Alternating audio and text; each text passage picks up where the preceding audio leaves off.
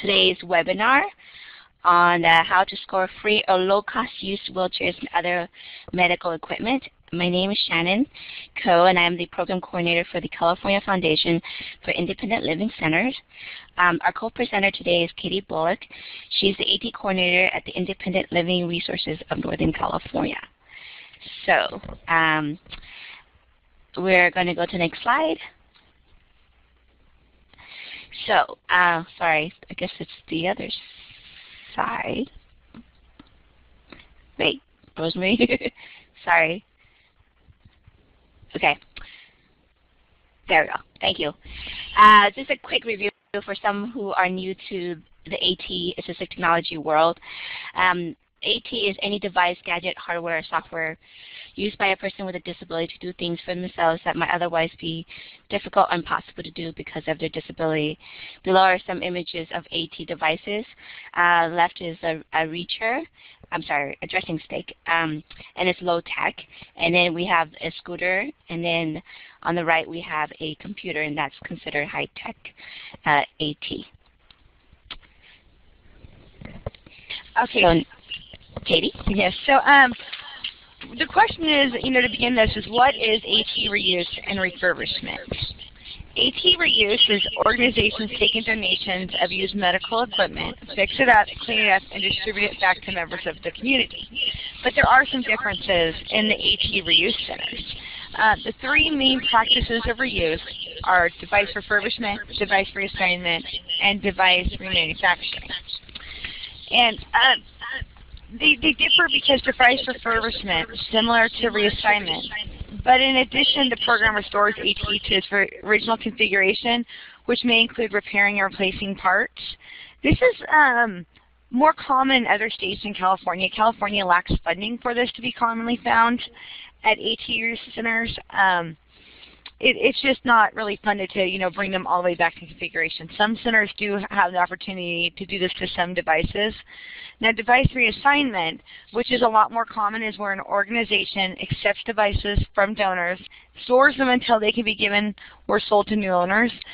And this is what we do at ILSNC, where my program is. And we take in the device, we clean it up, we store it, and we issue it as needed to consumers who need them. And so it's really about just having a lending library, long-term lending library for people who need it. And then the last one is device remanufacturing. It's similar to refurbishing, but it strips and builds AT to new configuration other than the original manufacturer specification.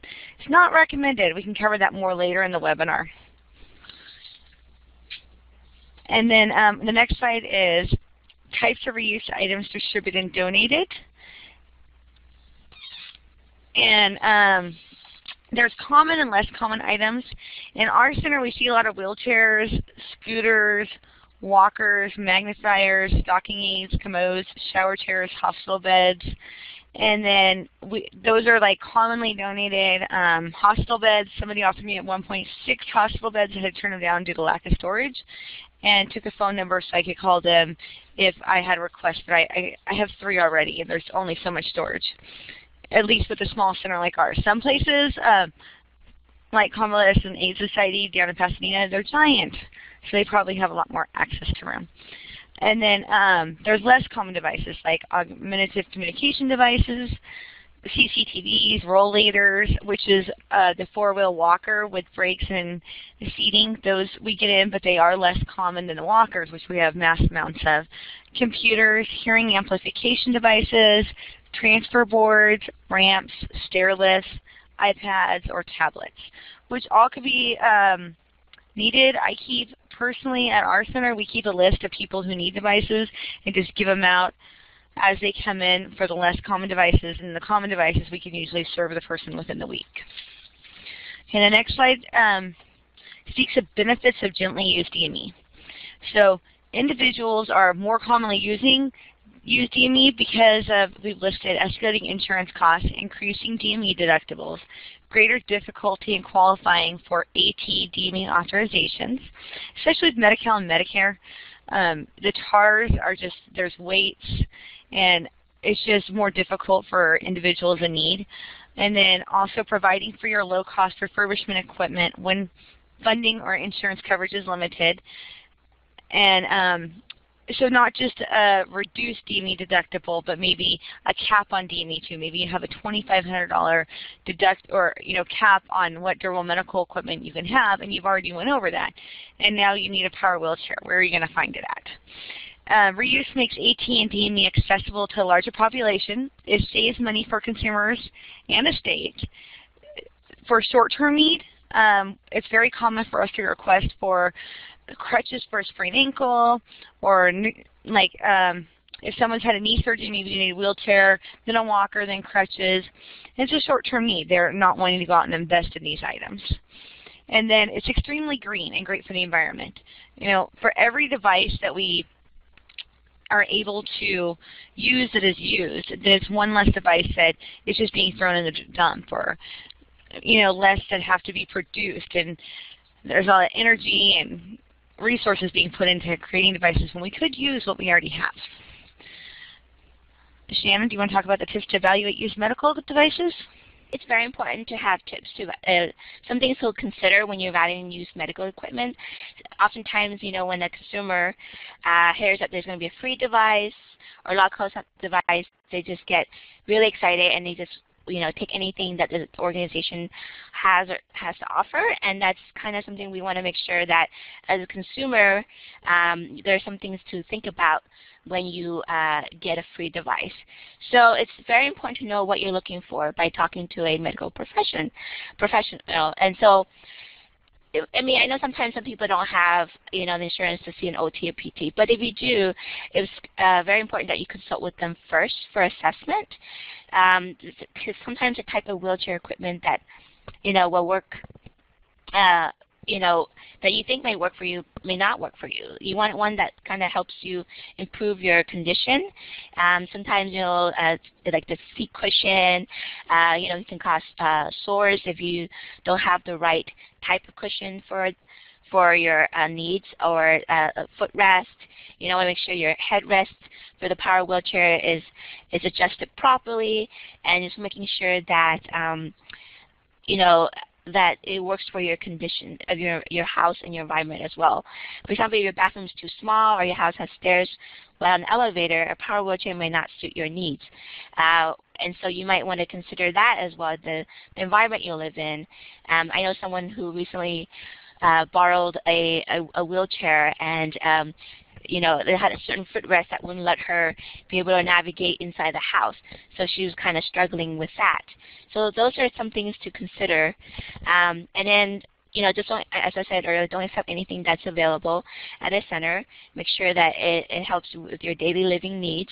Even simple things like washing dishes, or putting laundry, or cleaning or things like that. Make sure that the equipment that you have allows you to be more independent rather than restricts you and confines you to doing less.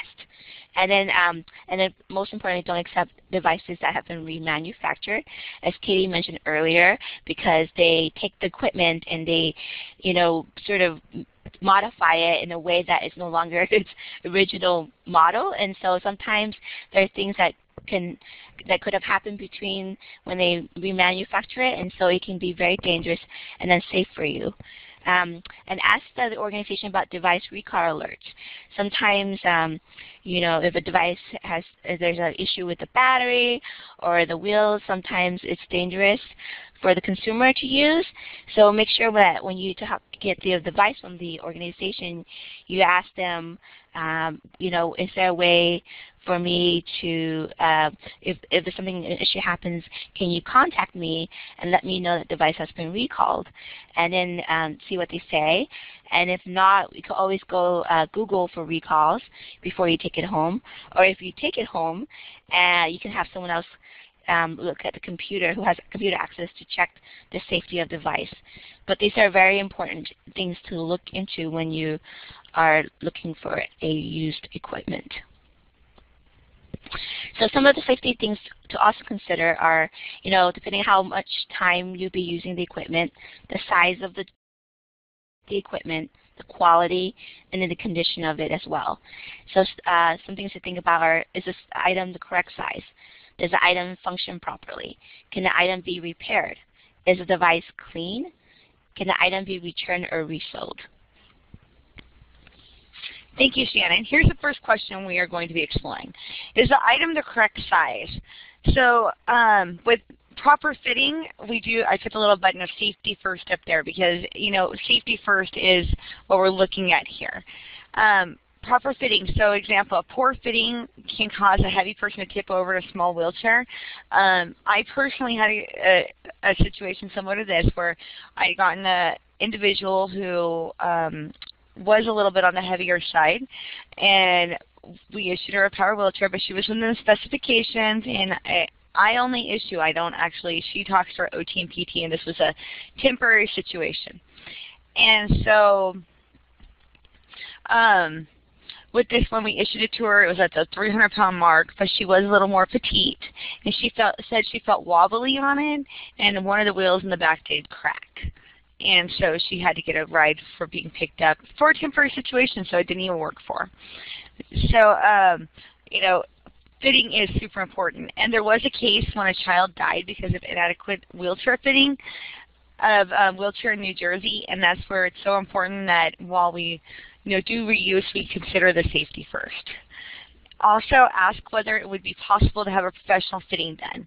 If possible, would there be a fitting cost? Ask staff about the height and the weight of the device. I'll give the height and the weight and measurements of a device. I can tell you it's an 18-inch C, it's 12 inches long, any of those type of things, but I won't say if it'll work for you or if it's safe for you because I don't know. I'm not trained to do that.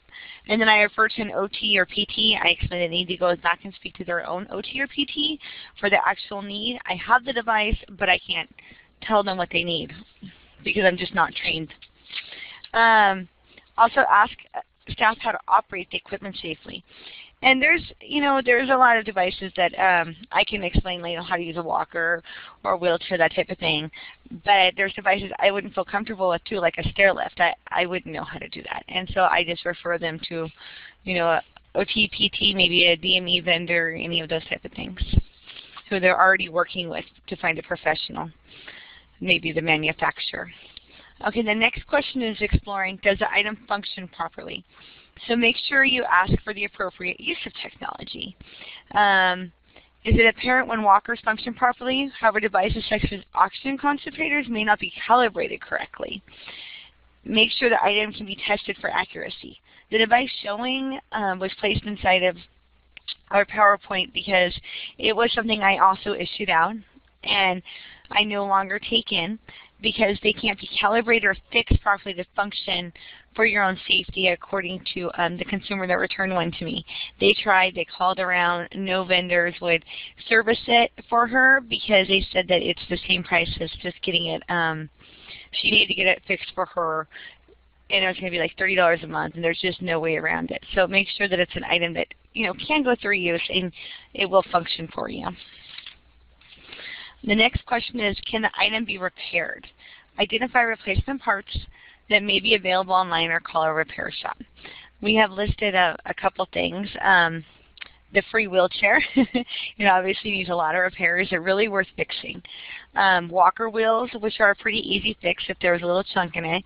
And then Group E1 batteries. We currently have no repair fund.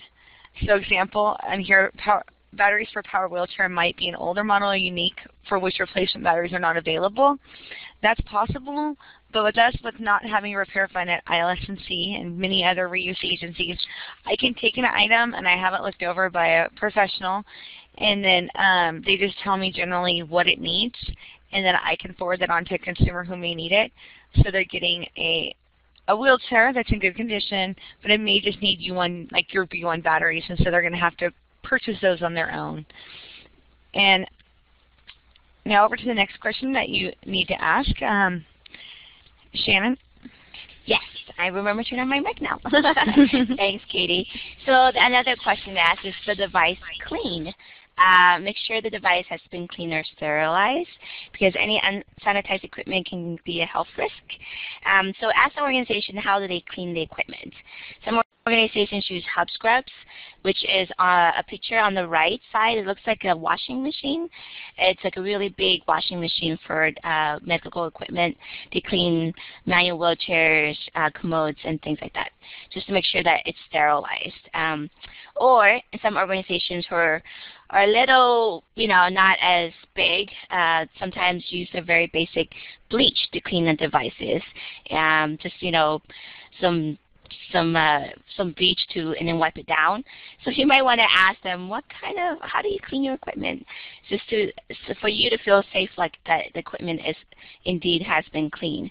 And if they say, well, we don't actually have the staff or the financial means to clean the device, then you might, if you really need that device, then you might want to think about whether you can clean the item yourself. Would it be challenging to disassemble the equipment, clean it, and reassemble it? These are some factors to think about. But it's very important to make sure the equipment has been sanitized before you take it home, or when you do take it home, before you use the equipment. The last question is, can the item be returned or resold? So it's very it would be very helpful if before you take the equipment home to ask about any return policy or hidden fees, any hidden fees that you may not be aware of. Sometimes some organizations charge for intake forms, or they charge a $10 fee for just putting the equipment back if you return it. So just just to avoid any kind of miscommunications, it's important to have these conversations with the reuse programs.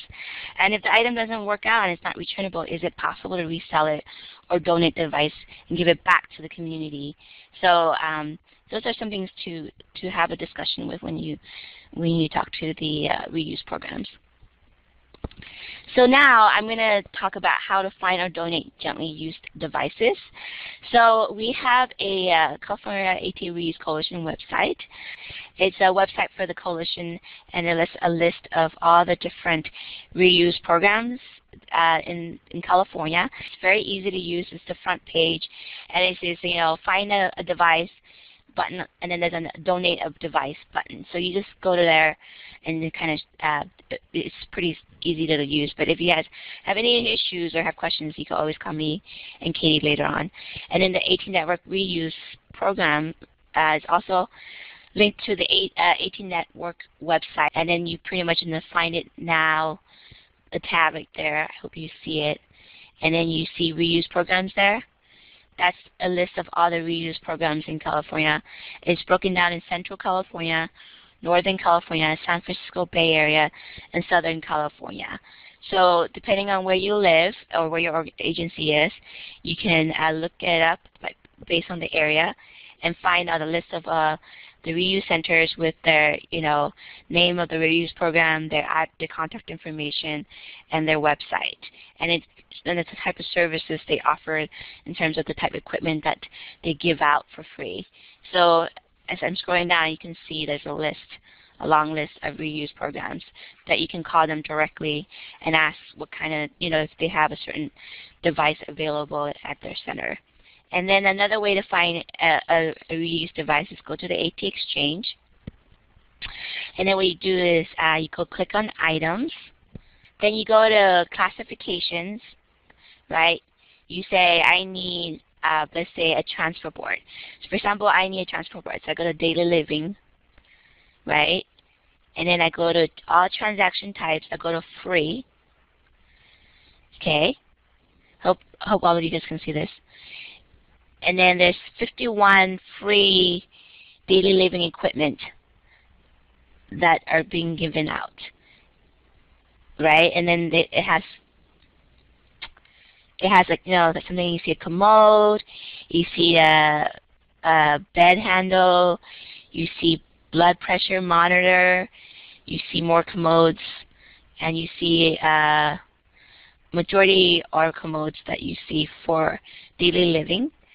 But you could just put, you don't have to put any classification. You could just put free. And then that should also, and free. And then you search.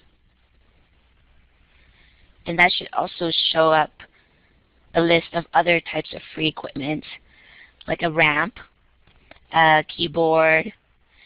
I think that should say free. I don't know why it's not showing that. Okay, give it 1 second as it sort of takes its time to pop. So there it is. It's a little delayed.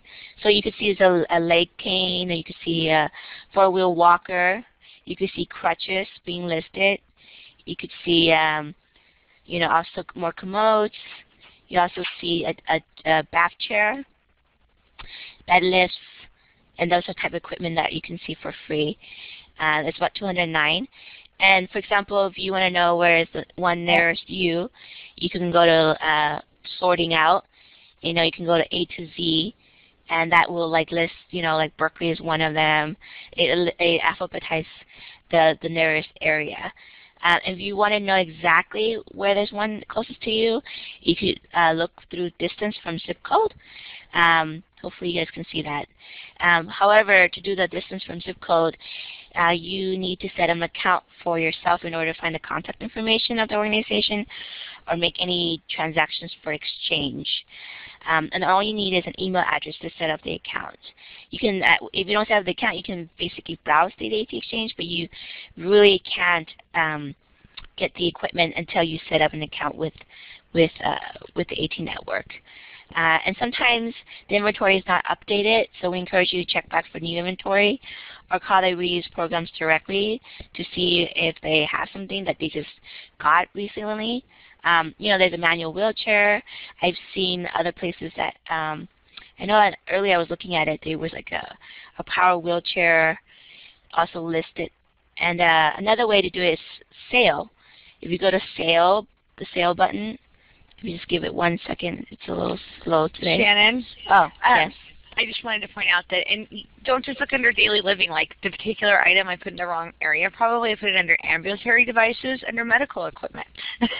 So you can always just do search too. Like right. Search transfer board, and it would come up. That's right, exactly. So, but earlier I saw like a power wheelchair for $100. It looked pretty like it's in good condition. And I've seen one that was actually listed for, it should have been a free, but then it was listed in the sales section. So sometimes even in the sales section, there's free equipment as well. Do you guys have any questions about how to find the equipment? And then, of course, the best way to do it is always, call the reuse program directly. And so, for example, I need, most recently I've been needing a transfer bench.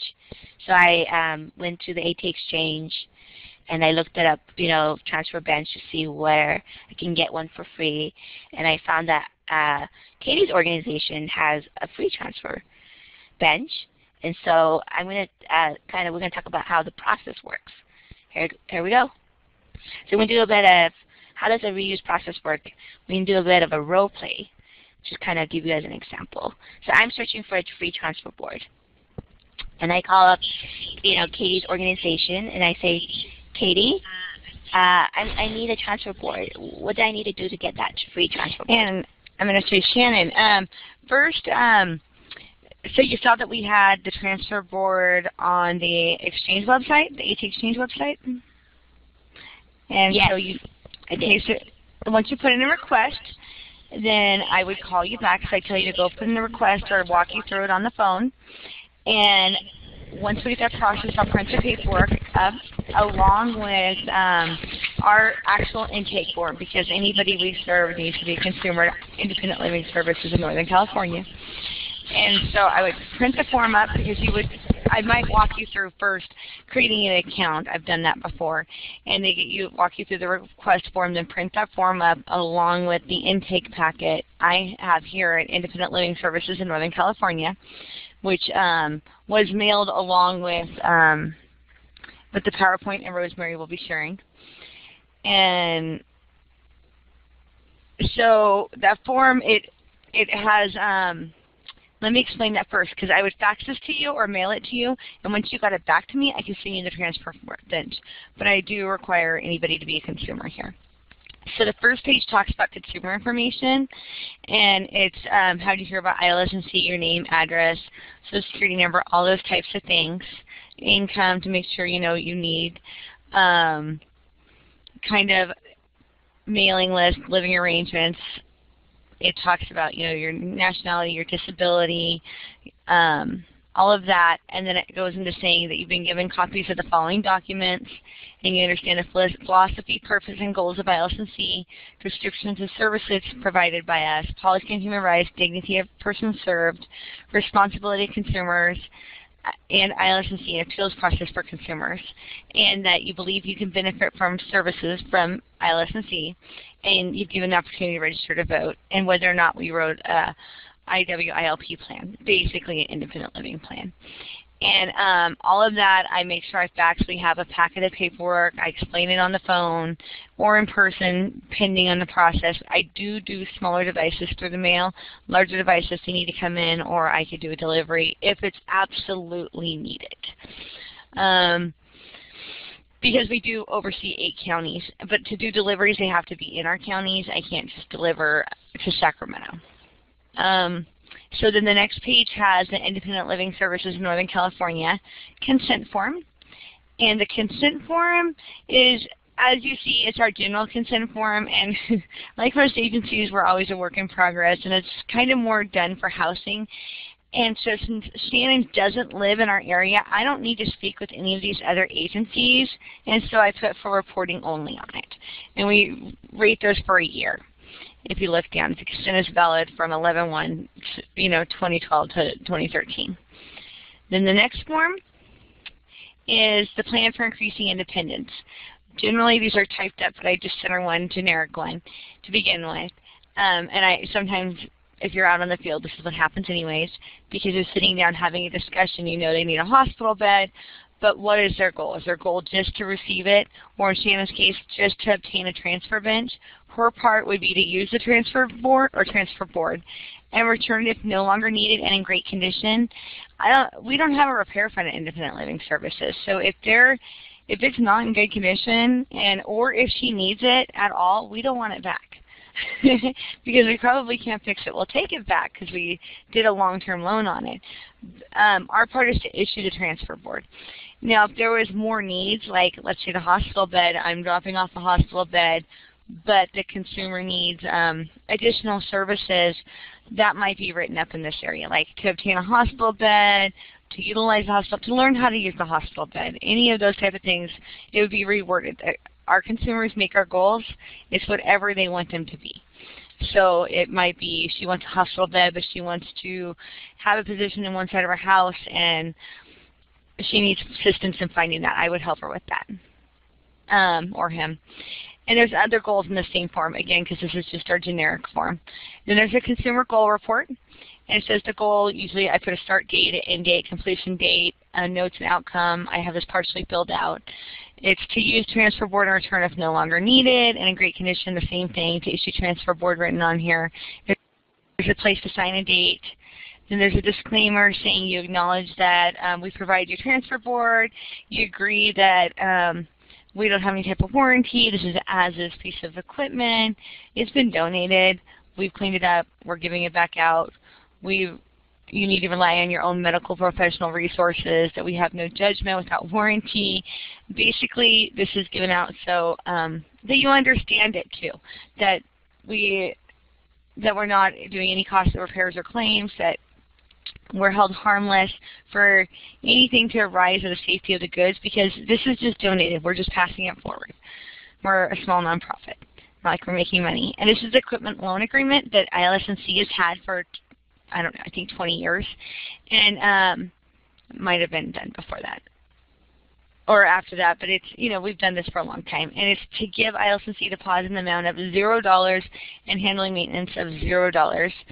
And it says to keep the equipment no longer necessary to get your own equipment. Sometimes I cross that out too.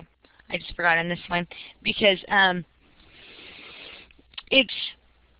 we don't charge anymore. It's a loan agreement form we've done, but we have no charges. There used to be, I guess, like a $20 processing fee, but we found it to be a barrier to services. And since we're able to not do that, we just Further on is the registration to vote form. If you want to register or not, most people probably have that. We give that to everybody. We encourage everybody to vote because, like, today's election day, and, you know, if everybody who was for these type of things actually voted, then we might actually get, like, a raise program. But, Rosemary, oh, you don't have the vote form on there.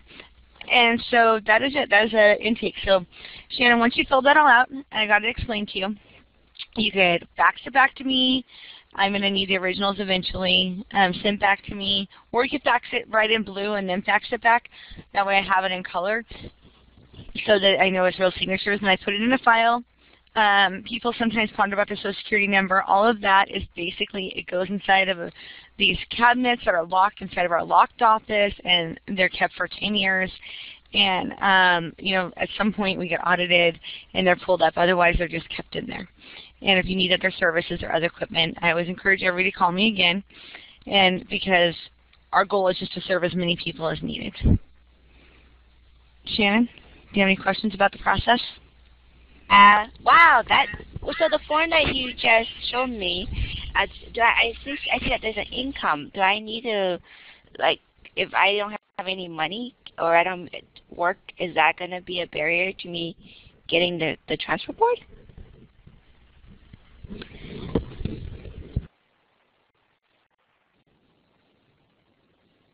Katie, I think your mic might be off. Yes, my mic was off because I was talking. No, you can make zero money, and I've served people who have made a lot of money. And the reason being is because there's so many costs and so much need, especially, you know, people with disabilities have higher costs. I know ourselves, you know, my husband's diabetic. The out-of-pocket we pay on insulin is insane. And the same thing, I've talked to people where they may make $6,000 a month, but they spend $2,500 on attendance, and then they already have maxed out their durable medical equipment devices or all of that. So I just ask, do you have a need? And people are honest. Or it might be a short-term use where they're just trying to, you know, save the environment. I've had people do that too, where they've donated everything from their husband when he passed, and now mom's sick and she needs devices. Of course we're going to, you know, give them right back to him. So I don't need to show any proof of insurance or anything in order to. Oh, great. Everything's self-reported. Okay, and how long would it take for me to get the transfer board? Well, as soon as I get that form filled out, so that I know that you're, you know, especially the release of liability form. When I pop in the mail, you'll have it by the end of the week. Oh, great. And then is there a shipping fee for that? No, there is not. Not when we're serving you. At this point, I am able to cover that. If it was a larger item, I couldn't, and you would have to come get it. I just wouldn't be able to ship it. Oh, I see. Okay. Well, thank you so much. But I can refer you to somewhere closer. Yes, I know, but unfortunately you're the closest to me at this point. Thank you so much. That was very helpful. Okay, so that was our bit of a role play to show you guys how the reuse process worked when trying to get a free device. And then Katie's going to talk about the eligibility and process. Yeah, just to recap the eligibility and process, it's best to first go through your health insurance for a new device. If you can get a new device and it's something you need, like a wheelchair which is going to need repairs by Medi-Cal, Medicare, eventually it's going to need repairs and needs to be covered, it's best to go through that process. But there may be some devices that, like, you may not want to. Like, if you were just to get knee surgery, or we're going to have a permanent, more permanent disability, you knew you were going to need the four-wheel walker with the seat to be able to get out and about, I would say don't take the two-wheel walker issued, possibly, if it's possible, because like with Medicare, Medi-Cal, they're only going to cover one of those devices. So if you say you already have the two-wheel one, and then the four-wheel one you get issued out later, then that would be better for you. It would make sense to me because they're always in short need of reuse centers, and they run $100 plus compared to the two-wheel walker and the standard one without the seat, which you need first for stability. I mean, it just kind of depends. But if you can't go through your health insurance, you know they're going to all be covered, get new. Now, the next one is most people qualify for AT reuse. I think most centers do. I don't know anybody who, any of the centers I work with that would deny anybody. Now, each reuse program has different processes, though. They have different intake forms. The intake form I just shared with Shannon, I'm going to use with Shannon, I won't be using next week. We got a whole new database yesterday. And so we went from net field to, I think, still sweet. So it just, it just kind of depends. And I'm not sure how we're going to do paper forms yet on that. And then inventory, they have different inventory. Some people list on the AT Exchange, some people don't. Some people have wait lists, some people have wait times. Some people just don't carry devices. Like some agencies just don't do computers.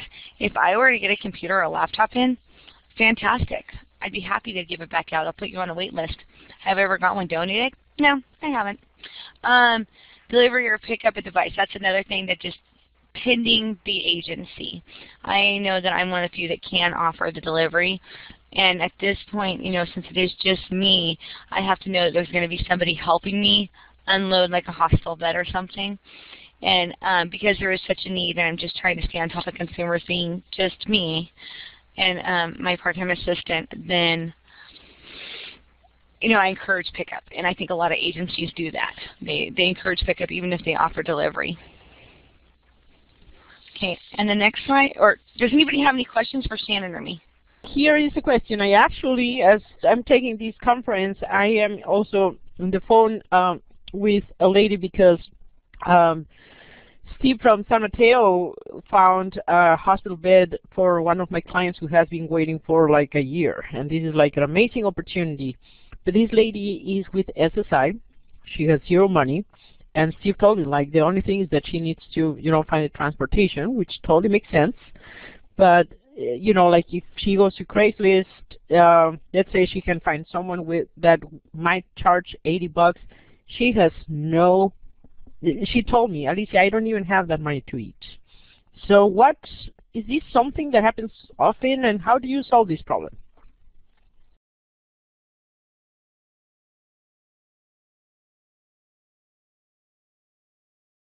Sorry, I was reading the question at the same time. So, so the problem, the solving having to wait a year, or you mean the delivery?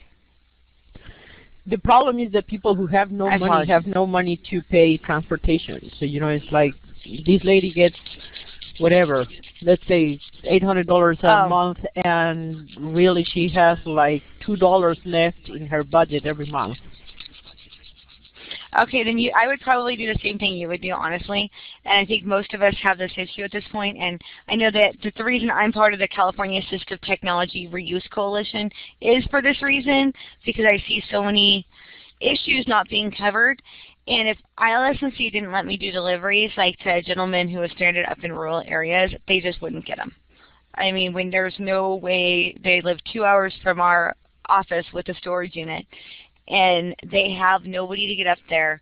Sort of the same thing with ramps, where I've told people before, when they've called a billion times there's no programs, I'm like, well, you could always move. It's horrible, but unluckily, and today being the election day to make changes, it's above us. We have to work within the policies, and I don't know of any agency in the North State that does that. I would say talk to your local independent living centers like Steve and see if he knows of a place. I do refer people, ask for local service agencies like your Awanas Club or, your local churches or other nonprofits I'll give names to, but I don't know how many people have been successful. Sorry, Alicia, that's one of those tough ones. I agree. I mean, hi, this is Shannon. Another thing that some people have done that I know, like Jorge, I know he's on this call. He doesn't have a reuse program, but he works with Able People Foundation in San Jose. And Jorge, can you share how, like, sometimes you guys deliver things to each other without, proper transportation?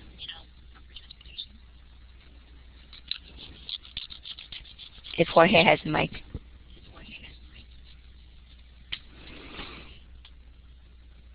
Okay, maybe he doesn't. This is quiet.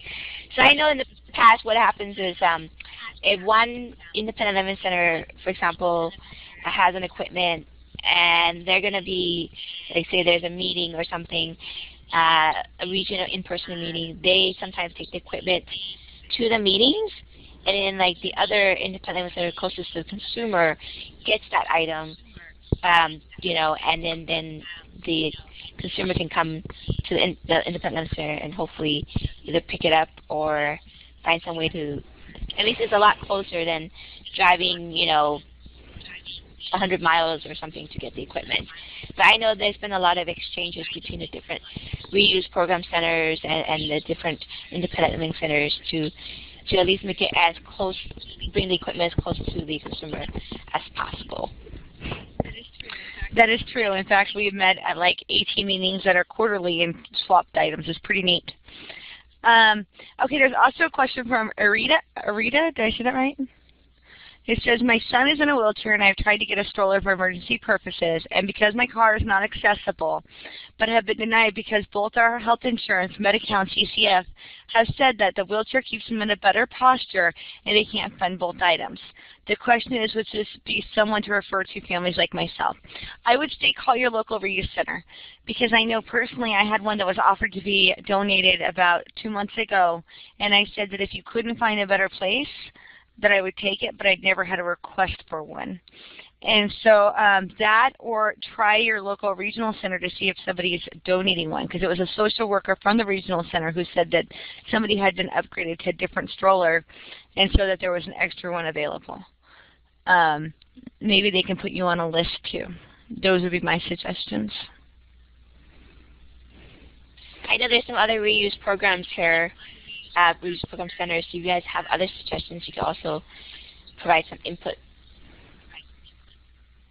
There's quite a few, actually.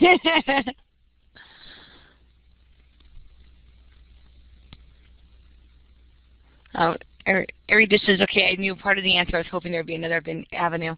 There could be, but not that I know of. But I'm way up north. There sometimes is better resources down south. Or just more of them, I think. Yes. Are there any more questions?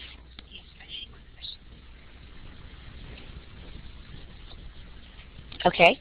So before we end this webinar training, I want to just give you our contact information. I'm Shannon, and then I'm at Shannon at cflsc.org, and Katie is at katie.bullock@ilsnc.org. And then there's an 800 number. That's our information referral line. So if you can't have access to a computer and you don't know how to, find a reuse program, you can call that number, and our information referral specialist here would help you get connected to a reuse program. And there's an email at info.at.org. And I'm going to try again the California Reuse website. I think Rosemary told me that it's back up again. Do people see it? Green check. Yes, there it is. There it is. Yay! Sorry, it was down early. I don't know what happened. So basically, this is the California AT Reuse Coalition website. And as I mentioned earlier, find used devices. You click on that. Hopefully you can see it. It goes to the AT network, right? And then donate your old device. You can call the different reuse programs and tell them that you want to donate a device. And pretty much, there's a list of resources here.